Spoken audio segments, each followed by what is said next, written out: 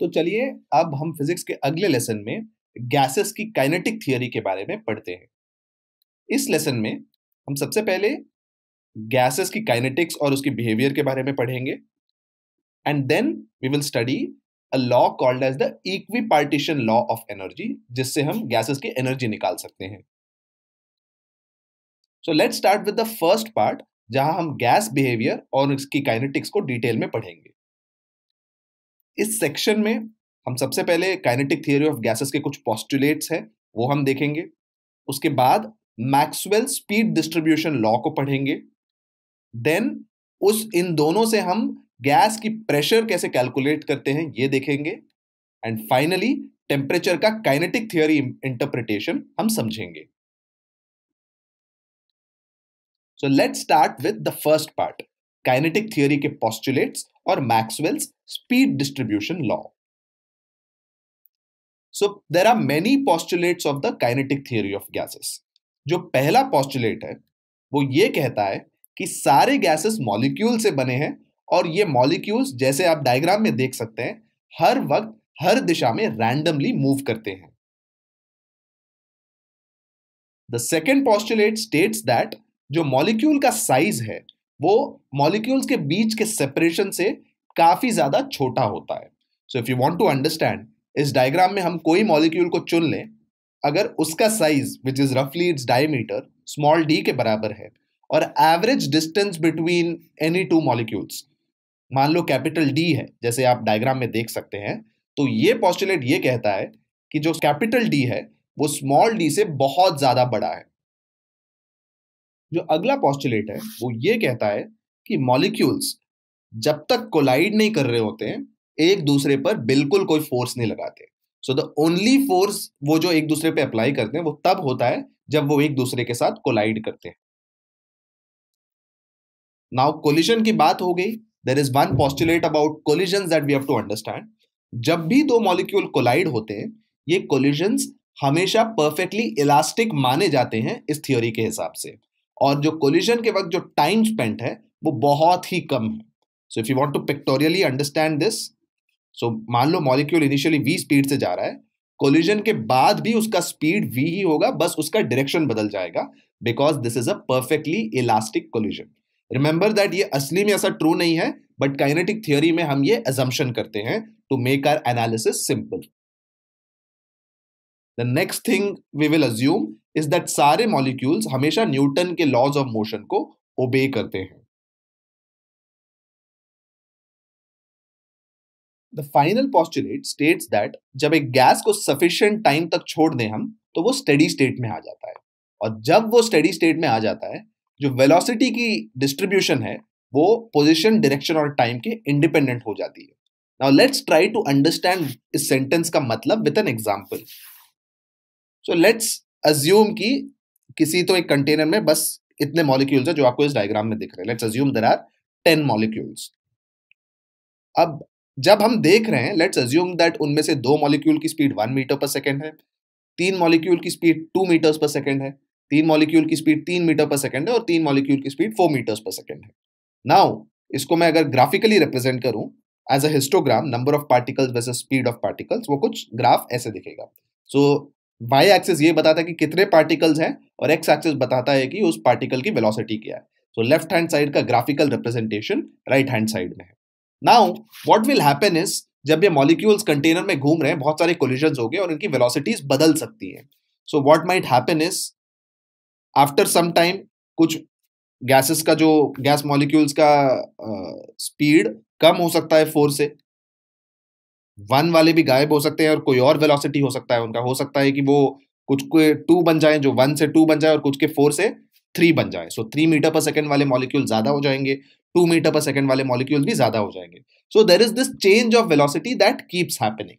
Now what happens at steady state is that बहुत देर बाद अगर हम गैस को छोड़ दें ये कोलिजन्स होते रहेंगे और कुछ वक्त बाद what will happen is the number of molecules at each stage becomes constant. तो जैसे कि आप देख सकते हैं कुछ वक्त बाद ये हो जाएगा कि no matter how many collisions happen, the number of molecule जिनकी 4 मीटर पर सेकंड वेलोसिटी है वो 2 ही रहेगी, जिनकी 3 मीटर्स पर सेकंड वेलोसिटी है वो 4 ही रहेगी, जिनकी 2 मीटर्स पर सेकेंड वेलोसिटी है वो भी जारी रहेगी, और शायद एक ही मॉलिक्यूल होगा जिसका 1 मीटर पर सेकेंड वेलोसिटी है।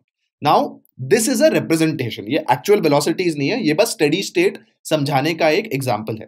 तो जब मॉलिक्यूल्स की जो वेलोसिटी डिस्ट्रीब्यूशन है वो ऐसे कांस्टेंट हो जाती है, तब हम कहते हैं कि गैस स्टेडी स्टेट पर पहुंच चुका है। और इस टाइम पे जो हमारा हिस्टोग्राम है जो राइट हैंड साइड में दिख रहा है, जो ये बताता है कि कितने मॉलिक्यूल्स की वेलोसिटी कितनी है, उसी को हम वेलोसिटी डिस्ट्रीब्यूशन कहते हैं।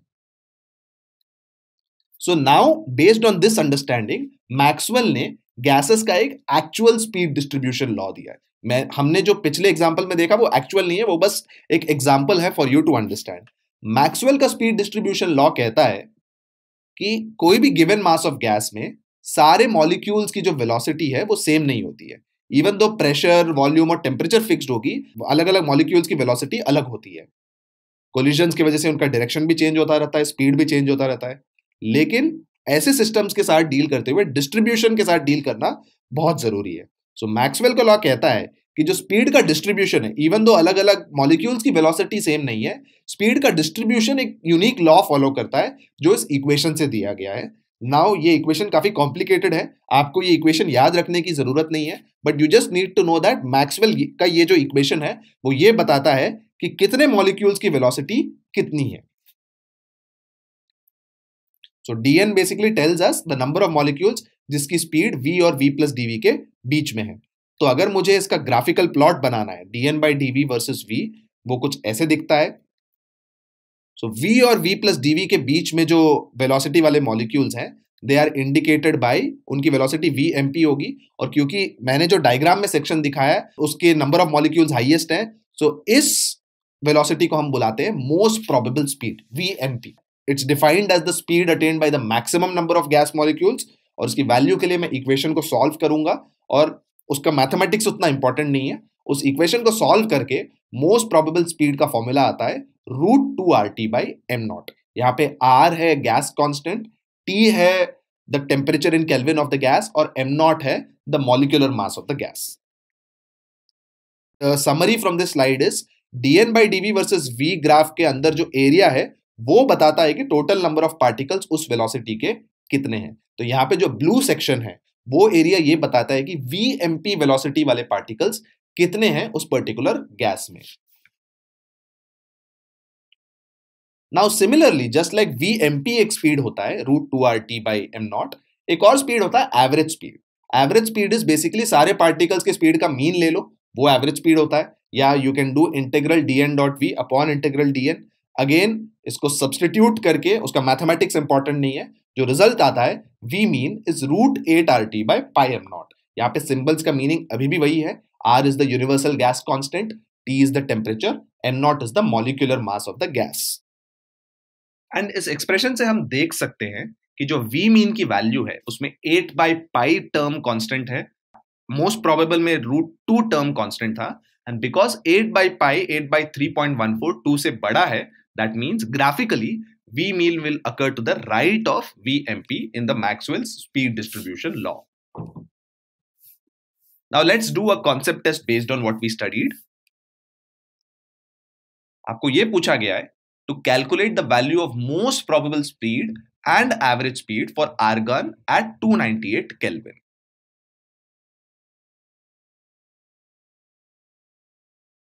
अब हम जानते हैं कि R की वैल्यू 8.314 जूल पर मोल केल्विन है। आर्गॉन की जो मॉलिक्यूलर मास है दैट इज रफली 39.95 ग्राम पर मोल, और किलोग्राम में कन्वर्ट करूं तो 39.95 इंटू 10⁻³ किलोग्राम पर मोल आता है। T है 298 kelvin. So the key thing to note is मैं सब कुछ SI यूनिट्स में लिख रहा हूं, इवन मोलर मास में किलोग्राम पर मोल में लिख रहा हूं, because kilogram is the SI unit of mass. अब हम ये भी जानते हैं कि V मोस्ट प्रोबेबल होता है √2RT by M of argon. ये वैल्यू सब्सटीट्यूट करने पर I get the value of vmp as 352 meters पर सेकेंड। अब मुझे v एवरेज भी निकालना है। अब v mean which is v average होता है √8RT बाई पाई MAR। तो मैं वैल्यू सब्सटीट्यूट करूं यहां पे, तो v मीन मिलता है मुझे 397.49 मीटर्स पर सेकेंड। सो क्लियरली यहां भी हम देख सकते हैं कि मीन स्पीड या एवरेज स्पीड बड़ा होता है मोस्ट प्रोबेबल स्पीड से। तो let us now go to the second section of this lesson, जहां हम प्रेशर कैलकुलेशन करेंगे और टेम्परेचर की काइनेटिक इंटरप्रिटेशन करेंगे based on the postulates that we studied. अब ये करने से पहले थोड़े डेफिनेशंस जान लेते हैं। The first definition is that of root mean square speed, जिसको हम आरएमएस वेलोसिटी या आरएमएस स्पीड भी बुलाते हैं। अब किसी भी set of values, just like बहुत सारे सेट ऑफ वैल्यूज का एवरेज होता है उनका sum divided by the number of items, उसी सेट का रूट मीन स्क्वायर वैल्यू होता है square root of the arithmetic mean of the squares of the value. तो मैथमेटिकली अगर मुझे समझना है, तो अगर v1 v2 v3 vn ऐसे n नंबर्स हैं, इनका मुझे रूट मीन स्क्वायर निकालना है, तो हर नंबर को स्क्वायर करो, सारे नंबर्स को ऐड करो, उसको डिवाइड करो बाय n जितने नंबर्स हैं और उसका स्क्वायर रूट ले लो। यही होता है root mean square speed for a set of values. तो अगर रूट मीन स्क्वायर वेलोसिटी निकालनी है, सो वेलोसिटी इसका स्क्वायर करके ऐड करो, divide by number of particles और उसका स्क्वायर रूट ले लो। The second definition that you will be useful is the translational kinetic energy of a gas. तो ट्रांसलेशनल काइनेटिक एनर्जी बेसिकली होता है हर मॉलिक्यूल का जो काइनेटिक एनर्जी है उसका सम। सो मान लो बहुत सारे मॉलिक्यूल हैं, हर मॉलिक्यूल का हाफ mv स्क्वायर निकालो और उसका सम कर दो। So mathematically the translational kinetic energy is sigma half mv square. हर एक मॉलिक्यूल का हाफ mv स्क्वायर का वैल्यू निकालो, उसकी मास और उसकी वेलोसिटी का स्क्वायर मल्टीप्लाइड बाय हाफ, और इन सारे वैल्यूज को सम कर दो। Now based on this let's move on to our pressure calculation. तो pressure of an ideal gas के कैलकुलेशन के लिए हम बेसिकली मान के चलेंगे कि ये मॉलिक्यूल एक बॉक्स में ट्रैप्ड है। We'll talk about all the molecules that are present in a box, a cube as present here. ये क्यूब हम मान के चलेंगे is aligned along the x y and z axis. इससे हमारा एनालिसिस इजी हो जाता है। अब इस क्यूब की लेंथ हम L ले लेंगे एंड लाइक आई स्टेटेड यहां पे आइडियल गैस हम अज्यूम करेंगे। सो इसमें अगर मैं एक पार्टिकल को देखो, ऑफ कोर्स बहुत सारे पार्टिकल होंगे, हम एक पार्टिकल के बिहेवियर को स्टडी करते हैं और उससे हम सारे पार्टिकल्स का प्रेशर निकालते हैं। अब ये एक पार्टिकल की तीन वेलोसिटी होंगी। Obviously it will have an x component vx, y component vy and a z component vz। अब गैस का वॉल पे जो प्रेशर है वो होगा force on the wall divided by L square, क्योंकि वॉल का एरिया एल स्क्वायर है। सो बेसिकली उसके बेसिस में अगर मुझे प्रेशर निकालना है, मुझे सबसे पहले फोर्स निकालना पड़ेगा by this molecule on the wall. अब ये फोर्स निकालने के लिए I will use the fact that force होता है चेंज इन मोमेंटम। अब मोमेंटम क्यों चेंज हो रहा है? क्योंकि ये पार्टिकल कोलाइड कर रहा है वॉल के साथ। नाउ तो अगर मुझे फोर्स निकालना है, मुझे सबसे पहले चेंज इन मोमेंटम निकालना है और फिर टाइम निकालना है, कितना टाइम लगता है उस चेंज इन मोमेंटम के लिए। तो delta P by delta T से मुझे फोर्स मिल जाएगा, और मैं ये इसलिए कर पा रहा हूं क्योंकि मैंने अज्यूम किया था कि न्यूटन्स लॉज ऑफ मोशन ओबे होते हैं इन द काइनेटिक थ्योरी। तो नाउ सबसे पहले मैं चेंज इन मोमेंटम निकालता हूं। अब पार्टिकल अगर vx वेलोसिटी से जा रहा है एक डायरेक्शन में, elastic collision as the postulate says, उससे क्या हो जाएगा, माइनस vx वेलोसिटी से दूसरी डायरेक्शन में आ जाएगा। तो उसका नेट चेंज इन मोमेंटम होगा 2mvx, mvx minus minus mvx। सो 2mvx उसके x डायरेक्शन का मोमेंटम चेंज है। अब हम फिलहाल सिर्फ एक मॉलिक्यूल का एक डायरेक्शन में देख रहे हैं। अब डेल्टा px इज 2mvx। अब time between the two collisions of the wall के लिए हम कोलिजन को विजुअलाइज करते हैं। तो अगर आप लेफ्ट हैंड साइड के डायग्राम को देखें, if the molecule starts here, goes back and comes back, आप देख सकते हैं इस पूरे पाथ में it basically covers a distance of 2l और उसकी वेलोसिटी vx है। तो टाइम लग गया दो कोलिजन बिटवीन द वॉल के लिए 2l अपॉन vx।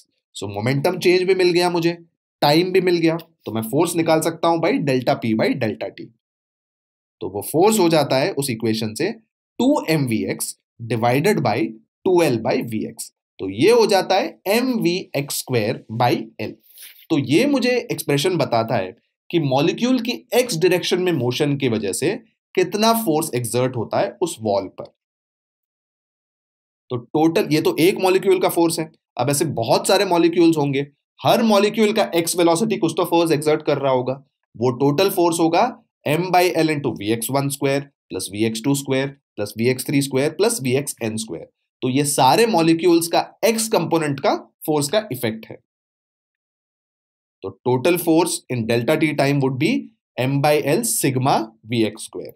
अब ये तो सिर्फ x वेलोसिटी है। अब सिमेट्री की वजह से मैं कह सकता हूं, बिकॉज रैंडम मोशन है, मैं ये अजम्पशन मान सकता हूं कि x velocity would be y velocity would be equal to z velocity on the whole. ये सिमेट्री का कंक्लूजन है।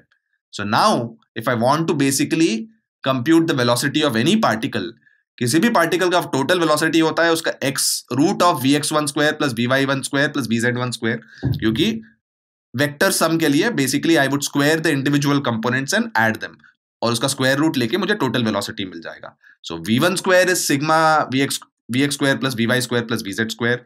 v2 का भी सिमिलरली यही होगा, v3 का भी वही होगा। सो ये अलग अलग पार्टिकल्स की वेलोसिटी का टोटल है।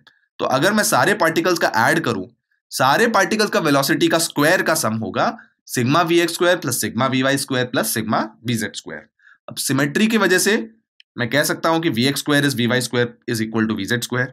तो मैं ये कह सकता हूं कि sigma v square is 3 times sigma vx square. तो इसका मतलब है summation of vx square is 1/3 times sigma v square. तो मुझे टोटल वेलोसिटी और x कंपोनेंट की वेलोसिटी का एक रिलेशन मिल गया। तो टोटल फोर्स बन जाता है 1/3 m/l सिग्मा v स्क्वायर। पहले सिर्फ था m/l into sigma vx square, अब क्योंकि सिग्मा vx स्क्वायर है सिग्मा v स्क्वायर बाई 3, उससे ये एक्सप्रेशन मिल गया। तो वॉल पे जो टोटल फोर्स है सारे कंपोनेंट से, सारे मॉलिक्यूल से, वो ये है। तो now what I can basically do is, अगर मुझे प्रेशर निकालना है that would be force divided by L square, तो वो एल स्क्वायर डिनोमिनेटर में बन के एल क्यूब बन जाता है। So pressure is equal to 1/3 m/l³ sigma v square.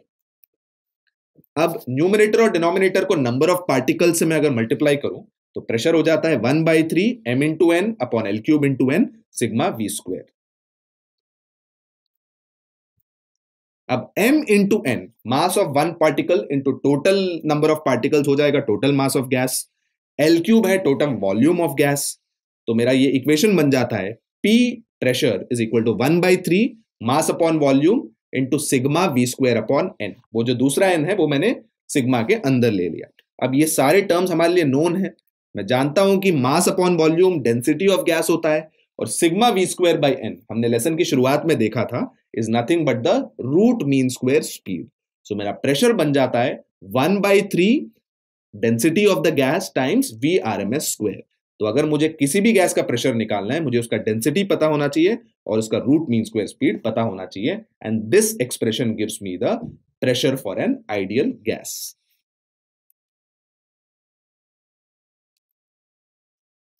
अब इसके बेसिस पे हम काइनेटिक इंटरप्रिटेशन ऑफ टेम्परेचर करते हैं। अब kinetic theory of gases KTG हमें यह कहता है कि P is equal to 1/3 rho VRMS square. ये थोड़ी देर पहले ही हमने डिराइव किया। अब हम ये भी जानते हैं कि रो m/v है, mass upon volume is the density. तो इस इक्वेशन में सब्स्टिट्यूट करके PV is equal to 1/3 mVRMS square. तो m/v को सब्स्टिट्यूट करो और वॉल्यूम को दूसरी तरफ ले जाओ, तो pressure into volume is 1/3 mVRMS square. अब 1 मोल आइडियल गैस के लिए हम जानते हैं कि PV इक्वल टू RT, ये आइडियल गैस इक्वेशन है। So this basically means equation 2 और 3 को अगर हम कंपेयर करें तो हम कह सकते हैं कि RT is nothing but 1/3 mVRMS square. तो T हो जाएगा 1/3 m/r इंटू VRMS स्क्वायर। अब m/r किसी भी फिक्स्ड मास ऑफ गैस के लिए मैं ये कह सकता हूं कि mass upon r is going to be a constant, क्योंकि r तो कांस्टेंट ही है और गैस का मैंने मास फिक्स कर दिया तो m/r कांस्टेंट हो जाएगा। So for a fixed mass of gas मैं ये कह सकता हूं कि VRMS square is proportional to T। तो इसका मतलब ये है कि टेम्परेचर ऑफ अ गैस सिर्फ और सिर्फ VRMS पे डिपेंड करता है और वाइब्रेशंस पे ही डिपेंड करता है। So kinetic interpretation of temperature ये है कि किसी भी गैस का टेम्परेचर अकर होता है only because of the motion of its particles and the vibration of its particles. और इससे ये भी कह सकते हैं कि जैसे जैसे VRMS बढ़ता है, जैसे जैसे पार्टिकल्स तेजी से जाते हैं, टेम्परेचर भी बढ़ता है, and vice versa particles gas के स्लो हो जाते हैं तो टेम्परेचर भी उसका घटता है। तो चलिए अब पढ़ते हैं हम गैस की ट्रांसलेशनल काइनेटिक एनर्जी का एक एक्सप्रेशन के बारे में।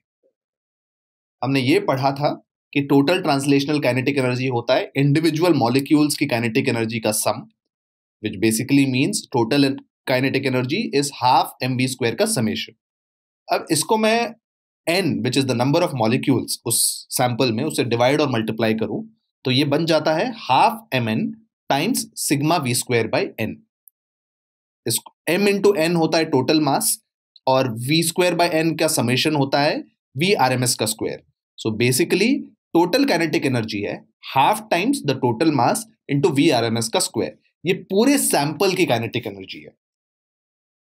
अगर मुझे एक मॉलिक्यूल का काइनेटिक एनर्जी निकालना है, एवरेज काइनेटिक एनर्जी, वो होगा पूरा kinetic energy divided by number of molecules. So that would become half m upon n v RMS square. So एक मॉलिक्यूल की एवरेज काइनेटिक एनर्जी है हाफ m अपॉन है, तो n है average mass of one particle. तो अगर हम about equation को 3 से मल्टीप्लाई और डिवाइड करें simultaneously, what we will get is K E, जो half M V R M S square था, अब लिख सकते हैं as 3/2 into 1/3 M V R M S square. अब P है 1/3 m by v v R M S square. ये हमें मिला था from the expression for pressure calculation. तो इसको मैं रीअरेंज करके लिख सकता हूं as PV is 1/3 mv RMS square. अब वंस में इस वैल्यू को डाल के मुझे मिलता है K E is equal to 3/2 PV। तो किसी भी गैस में अगर प्रेशर P है, वॉल्यूम V है, उसका टोटल ट्रांसलेशनल काइनेटिक एनर्जी है 3/2 प्रेशर टाइम्स वॉल्यूम। अब आइडियल गैस है अगर, तो PV इक्वल्स म्यू RT, जहां पे म्यू नंबर ऑफ मोल्स है। तो 1 मोल हुआ तो PV इक्वल टू RT हो गया, 1 मॉलिक्यूल हुआ तो PV equal to R by NA into T हो गया। क्योंकि यहाँ पे NA एवोगाड्रोस नंबर है, तो इसका मतलब 1 by NA is the number of moles of 1 molecule. तो ये जो R बाई NA है, R भी कांस्टेंट है और NA भी कांस्टेंट है, इसको हम कहते हैं Boltzmann constant. So gas constant divided by Avogadro's number, KB Boltzmann constant के बराबर होता है। तो PV हो जाएगा KB इंटू T। तो एक मॉलिक्यूल के लिए PV equal to KB into T। तो एक मॉलिक्यूल का जो काइनेटिक एनर्जी है वो है 3/2 KBT। तो for basically entire sample 3/2 PV kinetic energy है और एक मॉलिक्यूल के लिए 3/2 बोल्ट्जमैन कांस्टेंट इनटू टेम्परेचर है। So let us now define root mean square speed. हमने पहले ही इसका डेफिनेशन पढ़ा है। It is defined as the square root of the mean square speed. उसका सिंबल V RMS था और उसको डिराइव करने के लिए हम यूज करेंगे प्रेशर का रिलेशन। प्रेशर था 1/3 mass upon volume V RMS का स्क्वायर। तो V RMS का स्क्वायर हो गया 3PV अपॉन m। तो V RMS हो गया √3PV अपॉन m। यहां m जो है total mass of the gas taken है। आइडियल गैस के लिए PV म्यू RT के बराबर होता है। एक मोल के लिए म्यू 1 हो जाएगा, PV RT के बराबर होता है। और एक मॉलिक्यूल के लिए PV equal to KB into T या R by NA into T। यहाँ पे NA एवोगाड्रोस नंबर है और R by NA Boltzmann constant KB है। तो N मॉलिक्यूल्स ऑफ गैस के लिए PV हो जाएगा N into R by NA into T। एक मॉलिक्यूल के लिए अगर R by NA into T है तो N मॉलिक्यूल्स के लिए this would be the expression. तो कंपेयर करेंगे अगर इक्वेशन 1 और 2, 1/3 N into MV RMS square हो जाएगा N into R by NA into T, right. तो V RMS स्क्वायर हो गया 3/m into R by NA into T और R बाई NA मेरा बोल्ट्जमैन कांस्टेंट है, तो I can say V RMS square is 3/m into KB into T। तो V RMS हो गया √3KBT अपॉन m। तो दोनों को NA से मल्टीप्लाई और डिवाइड करें न्यूमरेटर और डिनोमिनेटर को, तो V RMS हो जाएगा √3KBT upon m, NA divided by NA। तो ये हो जाएगा सिंप्लीफाई होके KB इंटू NA को साथ में ले लूंगा मैं। और हम जानते हैं R बाई NA KB है, तो KB इंटू NA R है, M into NA m0 molecular mass होता है। सो V RMS हो गया √3RT बाई m0। यहाँ पे m0 molecular weight of the gas है। नाउ विद दैट एक्सप्रेशन हम V mean, V most probable और V RMS का रिलेशन देखते हैं। V मोस्ट प्रोबेबल सबसे छोटा होता है, followed by V mean, followed by V RMS। ऐसा क्यों? क्योंकि अगर हम तीनों का एक्सप्रेशन देखें, V मोस्ट प्रोबेबल जो हमने इस लेसन में सबसे पहले पढ़ा वो √2RT by m0, V mean उसके बाद पढ़ा वो √8RT बाई पाई m0, और वी आर एम एस अभी अभी हमने डिराइव किया वॉज √3 RT/m0। तो अगर कांस्टेंट देंगे, पहले का कांस्टेंट 2 है, 8/पाई 2 से बड़ा है लेकिन 3 से छोटा है, और 3 ऑब्वियसली सबसे बड़ा है। That's why V R M S सबसे ज्यादा होता है, वी मीन क्योंकि मीन है बीच में होता है, एंड वी मोस्ट प्रोबेबल सबसे छोटा होता है। अब काइनेटिक थियरी के बेसिस पर हम बॉयल्स लॉ भी डिराइव कर सकते हैं। Let's see how. Boyle's law ये कहता है कि pressure of a given mass of an ideal gas हमेशा वॉल्यूम के इनवर्सली प्रोपोर्शनल होता है अगर टेम्परेचर कांस्टेंट हो। So this is what Boyle's law says, constant temperature पर P is proportional to 1/V। अब let's see how to derive this. हम जानते हैं P था 1/3 rho gas V RMS square और 1/3 m/v V RMS स्क्वायर। ये दो एक्सप्रेशन हमने डिराइव किए थे काइनेटिक थियरी के बेसिस पर। So PV equal to 1/3 mV RMS square. अब V RMS स्क्वायर हम जानते हैं प्रोपोर्शनल टू T होता है फॉर अ गिवन गैस। तो टेम्परेचर अगर कांस्टेंट है तो V RMS स्क्वायर भी कांस्टेंट होगा। इसका मतलब इक्वेशन 1 में अगर m कांस्टेंट है गिवन गैस के लिए, V RMS स्क्वायर भी कांस्टेंट है, तो PV कांस्टेंट ही होगा, which basically proves Boyle's law, because then PV अगर कांस्टेंट हो गया तो P हो जाता है proportional to 1/V at constant temperature. So this proves that kinetic theory से Boyle's law भी valid रहता है। Let's now do a concept test. तो अब सवाल ये है कि what will be the change in RMS speed of a gas on increasing the pressure? क्या वो बढ़ जाएगा? क्या वो घट जाएगा? Will it remain constant or we can't say? So the answer is that we cannot say what will happen. ऐसा क्यों? Let's see the explanation. हम जानते हैं कि VRMS √3P/ρ होता है, तो अगर हम प्रेशर को बढ़ाएं उससे डेंसिटी भी बदल जाएगा। P अगर बढ़ जाएगा तो डेंसिटी भी बढ़ जाएगा।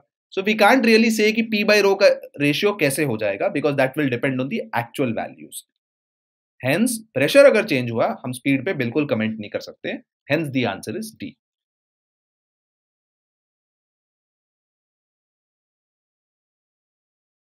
So in this question you asked, which of the following parameters is the same for molecules of all gases at a given temperature?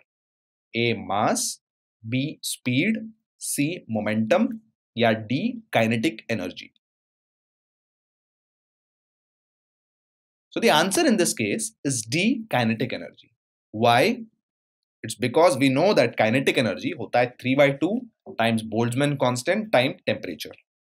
Kb यहाँ पे constant है, तो टेम्परेचर अगर फिक्स हो गया तो Ke भी कांस्टेंट हो जाएगा। Hence the correct answer is D. Suppose एक कंटेनर इवैक्यूएटेड है और उस कंटेनर में बस एक मॉलिक्यूल ऑफ गैस बचा रहता है। हम मान के चलते हैं कि इस गैस का एवरेज स्पीड और आरएमएस स्पीड VA और VRMS है। तो you have to guess if VA is greater than VRMS, VA is less than VRMS, VA is equal to VRMS, या VRMS अनडिफाइंड।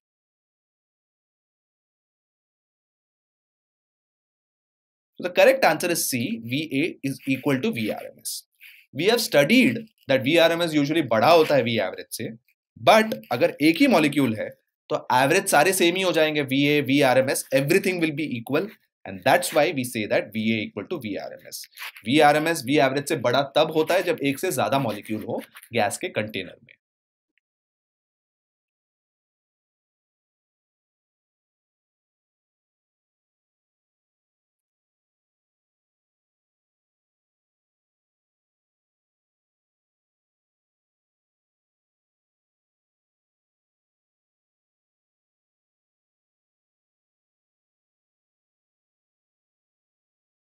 इस सवाल में हमको नाइट्रोजन का आरएमएस स्पीड निकालना है at STP. STP condition if you know is 1 atmosphere pressure and 0 degree Celsius temperature. Density आपको बताया गया है 1.25 kilogram per metre cube. STP पे प्रेशर 1 एटमॉस्फेयर एसआई यूनिट्स में लिखेंगे। सबसे पहले होता है 1 × 10⁵ न्यूटन पर मीटर स्क्वायर। VRMS होता है √3PV/m, which is basically √3 × 10⁵ divided by m/v. So which is basically √3 × 10⁵ divided by rho, क्योंकि mass upon volume density होता है। अब डेंसिटी की वैल्यू हम सब्स्टिट्यूट कर दें 1.25 किलोग्राम पर मीटर क्यूब, तो VRMS हो जाएगा 490 meters per second. Hence the correct answer in this case is 490 meters per second. Let's do another problem.